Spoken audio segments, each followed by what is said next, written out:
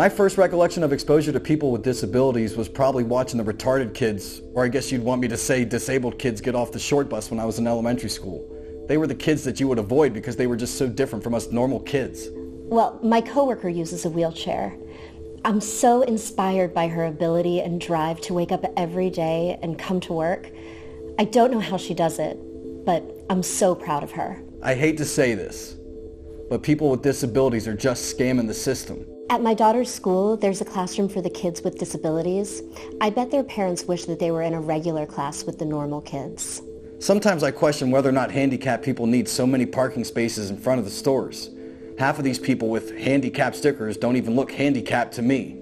Actually, most of them look like they could use some exercise. I love the recent TV show with the actor with cerebral palsy. I think it's so nice that the producers included him in this role. More TV shows and movies should tell stories about people with disabilities. I have to be honest. If I was in an accident and paralyzed like that guy in the movie, Me Before You, I'd probably want to kill myself too. Who wants to live their life as a crippled person? It's just not a life worth living. I feel so bad for the woman at my church who uses a walker. I make sure to pray for her healing every day. I could never live without my legs. That's no way to live. Honestly, I'd rather not live at all. Athletes with disabilities are defying the odds. If they can do it, so can I. They motivate me to push myself. Don't even get me started on these kids with ADHD. They just need to calm down and their parents need to parent them better. They're out of control. I understand that crimes are tied to people with mental illness, but not everyone with a mental illness is dangerous. I feel so bad for people with anxiety and depression. People with mental issues are just dangerous. You don't know what they're gonna do next. People who stigmatize people with disabilities are so crazy.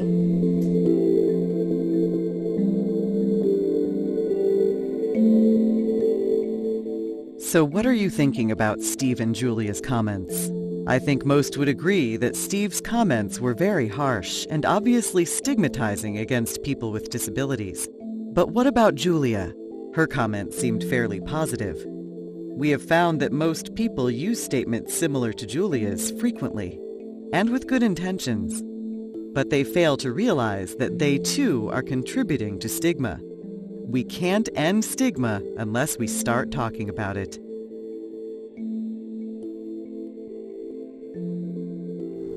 Stigma is an unfortunate quality of modern social life that anybody who has ever had to overcome some form of stigma is unfortunately also innately aware of. It pervades everything that you do, perhaps, because you know that you are, in essence, starting the race a few laps behind. It's an unfortunate quality of our current community infrastructure that, it seems, segregation is built in. It's intrinsic. It looks like curbs and sidewalks and stairs.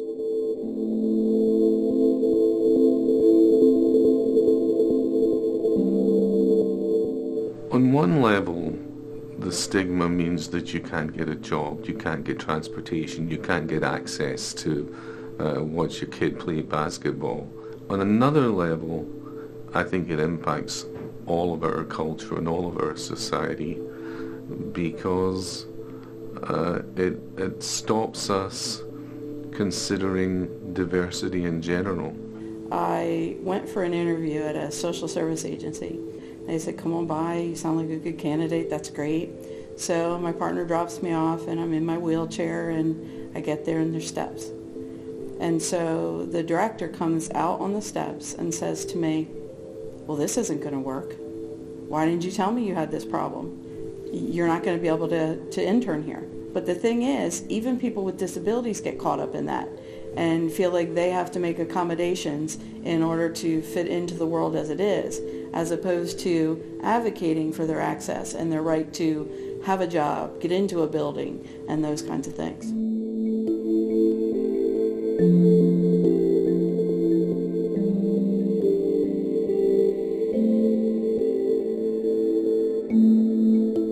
Clearly, stigma is a barrier. It's a barrier in terms of social, occupational, economic indicators Folks with disabilities, most often do not have the ability to have the full earning potential that non-disabled people do.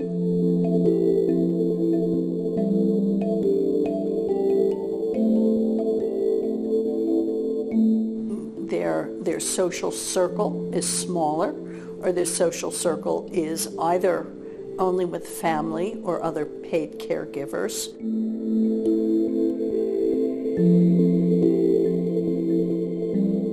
It's not just that inclusion is important on the grounds of it being a standard and an ideal. It's important on the grounds that it has that the opposite of inclusion, exclusion and segregation, has true physical negative implications, not just on the folks who are first and directly impacted by it, but by the folks within that dominant group as well. And I think the inclusivity not only helps the person that we are including, but it helps us. Because it helps us to see the full range of humanity. And I think anytime we cut off a group of people because of disability or because they're different in some kind of way, what it really means is that we're cutting off the potential for our community, the potential for our society. There's very little that society looks at a person with significant physical disability and says, they can do that. Everything is framed in what our limitations are, what we can't do. And there's real data to show that people, marginalized groups, specifically folks with disabilities, are affected deeply by the culture and the systems at play, be it health disparagement, housing disparagement, employment, or transportation. We have plenty of work to do and we're not there yet. I was fortunate to have a grandmother who worked in the Bradford area school system with children with disabilities. At that time, those children were segregated, but I used to go to that classroom and help my grandmother grade papers and stuff when I was little. And that gave me the opportunity to see people, my peers with disabilities, as being very much like me. And many people, because of the long history of segregation of people with disabilities of all kinds, have not had the opportunity to see people as people. And we need to do more of that. We miss out on the valuable contributions and input of people who are, contributing members of society. If we don't embrace, all citizens, we have a very skewed perspective in terms of what society is about. Are people with disabilities broken? Should we focus more on changing them to fit society? Or should we change society to fit people with disabilities?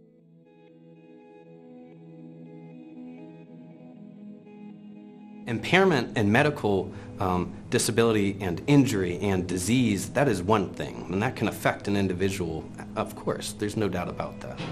But that individual must still live within a system, and that system might be structured in such a way as to oppress that person, might be structured in such a way as to introduce lots of barriers to that person. The first problem with stigma is that it leads to people being discriminated against. If I walk into a restaurant and the bathroom has narrow doors, I always think, well, how are people in wheelchairs going to get in? Partly because I had a family member who was in a wheelchair and I had to deal with getting them through narrow doors or getting them in places that were not really designed for wheelchairs. Is this environment that we've created one in which everyone can have access, that everyone can be a full participant? To me, that's what a perfect world would be.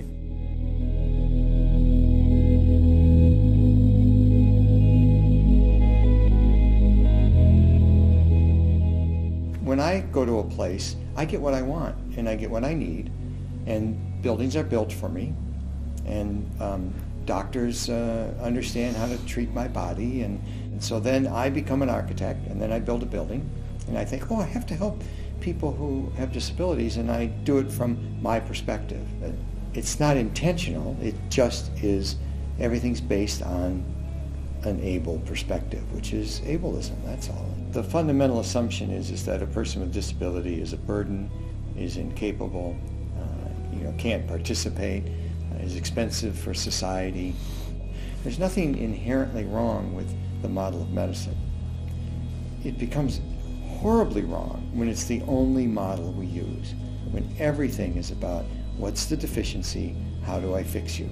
There's a place for both, for medical interventions and social interventions, but for most of us as social beings, it's in the social realm that we make a difference. Chris is in 11th grade and pretty much on his own in high school. He has a mentor that helps him. No biting, Chris. All right, Chrissy, go to Mom. As far as Christopher's concerned, unfortunately, especially years ago, a lot of poking fun at.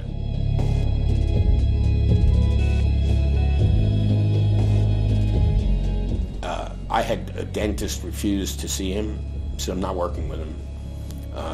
People asking us to leave restaurants because he made some noise, you know. It was hard to take him places, and people didn't understand. People didn't know. So now tell me, is their disability their medical impairment? Or is their disability the inability to access everything else that is in that system that they are forced to live within? I'd say that disability is much more on the social side. Is there a way to create a solution to that major barrier without directly attacking that major barrier? Perhaps there is, and perhaps it's through the willful education of our children and the indoctrination, really, of our children within a society that is integrative instead of separated. Imagine a playground that is truly integrative and inclusive. And imagine those children growing to be adolescents, and imagine those children going into design classes and business classes. Do you think that they're not going to approach these large infrastructure and societal problems from a different perspective? Of course they will.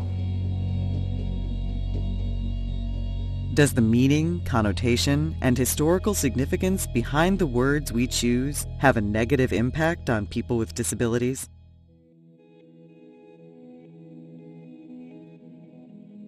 Language constrains how we think. Language perpetuates things that may be inaccurate.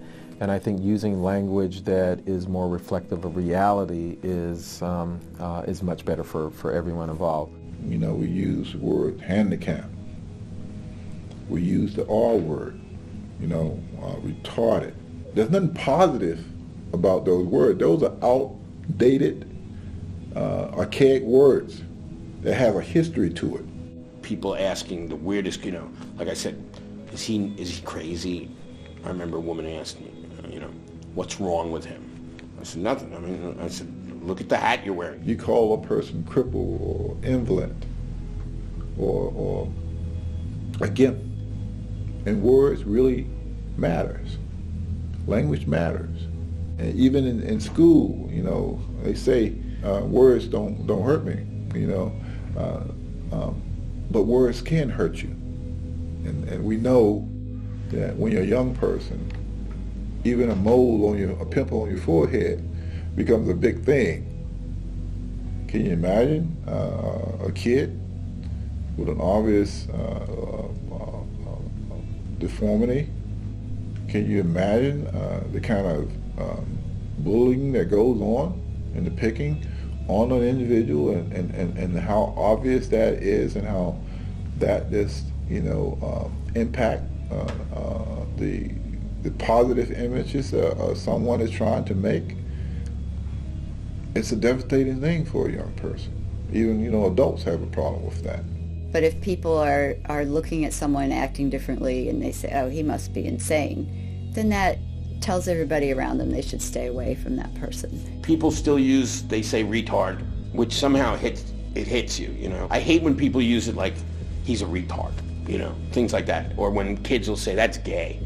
You know, it's that same type of connotation. I must admit, when the R word campaign came around, it's almost inevitable that whatever we replace it with is going to become an insult in the next 10 years. And so people are going to go on playgrounds and say you're intellectually disabled. It's important, but it really just belies the underlying attitude that someone is different and worthless. And that's more important to tackle than the words themselves, in my opinion. If you're constantly hearing yourself referred to in a negative term, you eventually start to believe that negativity. and it starts to lower your expectations of yourself. The step that we have tried to take is just to change the language. And I don't think just changing the language works. I think you first have to portray people with disabilities in a more positive light. Like, people have tried to take blind and replace it with unsighted or sightless. Sightless, definitely, it makes me feel less. It's like saying you're less. You have no sight, so you're less. And I think those things just focus even more on what I can't do than on what I can do.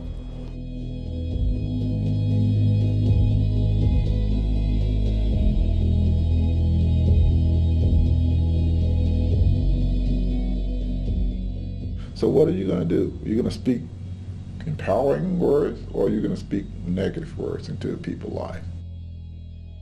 Are our perceptions of people with disabilities based on truthfulness, or are they a product of our experiences?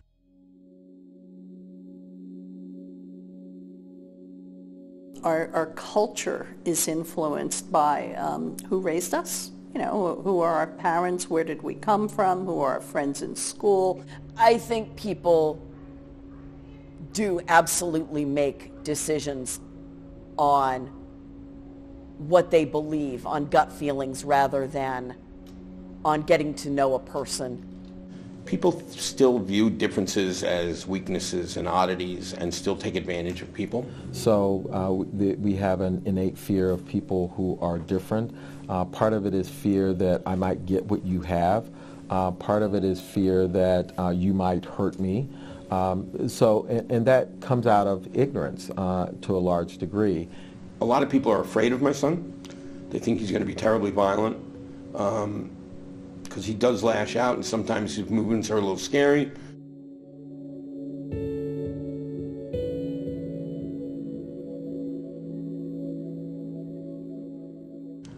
Like I said, they don't think he has feelings. They don't think they can be friends with him. They'll always misjudge his actions and misjudge the level of intelligence and love that this guy has. So I think not knowing, what's in that head and what he's capable of is people lose out.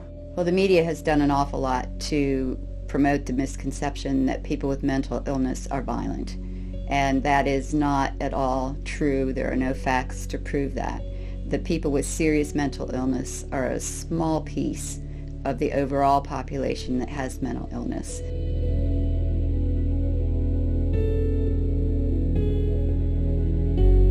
And it's an even smaller proportion of them that ever commits a violent act. In fact, usually people with mental illness are victimized. That happens much more frequently.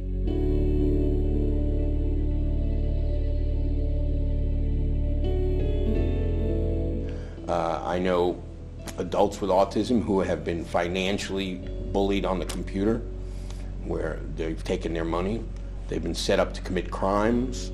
It's quite unusual with mental illness that people have violence, and actually the data shows that folks with mental illness have a lower propensity towards violence as compared to what we see in the media. It's unreasonable to believe that people can be ill from the neck down, but not from the head up. We have one body.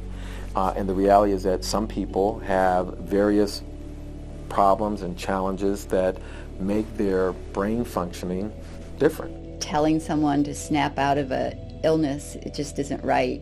If I said to you, you're diabetic and you're taking insulin, you just need to eat right and you'll be okay.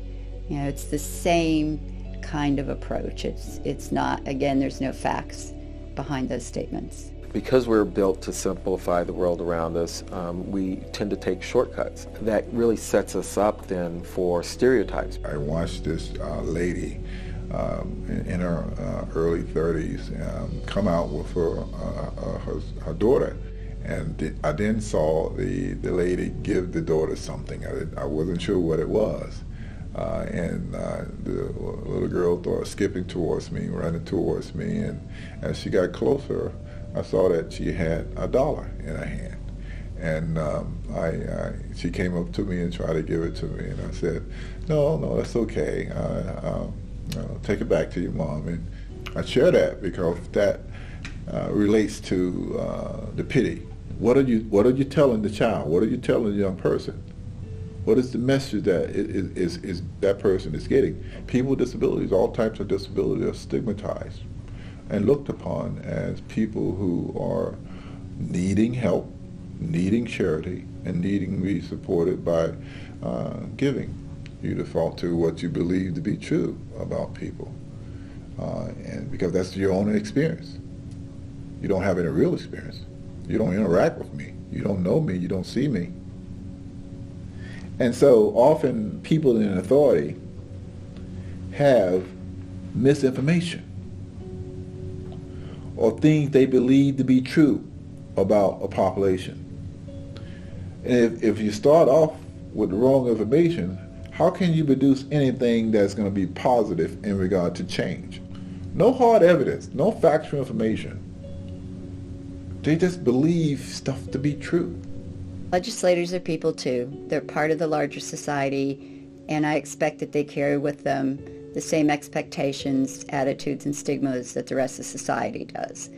So they form policies that either are bad for people with disabilities, or they do nothing to include people with disabilities. Most people with a mental illness can and do recover, and statements that say, well, they're just scamming the system, I don't think that the individuals who say that know any of the facts behind what they're saying.